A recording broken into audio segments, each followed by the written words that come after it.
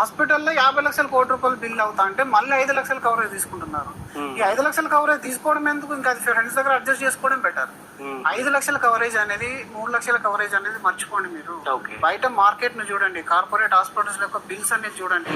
మనం ఎఫోర్డ్ చేయలేని దాన్నే మనం హెల్త్ ఇన్సూరెన్స్ నుంచి తీసుకునే ప్రయత్నం చేయాలి. మన వాళ్ళలో దగ్గర ఉన్న ఒక పెద్ద ప్రాబ్లం ఏంటంటే, సార్ నేను 3 సంవత్సరాలు కడుతున్నా, నాకు ఏం యూజ్ కాలేదు. 4 సంవత్సరాలు కడుతున్నా, మా అబ్బాయికి ఏం కాలేదు, నాకేం కాలేదు, మా పిల్లలకి ఏం కాలేదు, మా అమ్మ ఏం కాలేదు. అంటే ఏం కానందుకు మీరు థ్యాంక్స్ చెప్పండి గాడ్ కి.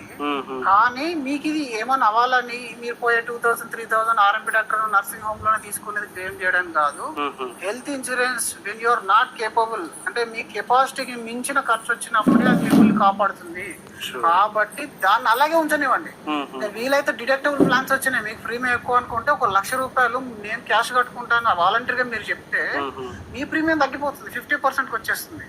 వాలంటీర్ డిడక్టబుల్ పెట్టుకుంటే అలా పెట్టుకోండి. కానీ మీరు ఈ కవరేజ్ ని తగ్గించొద్దు. ఈ హెల్త్ ఇన్సూరెన్స్ లో కూడా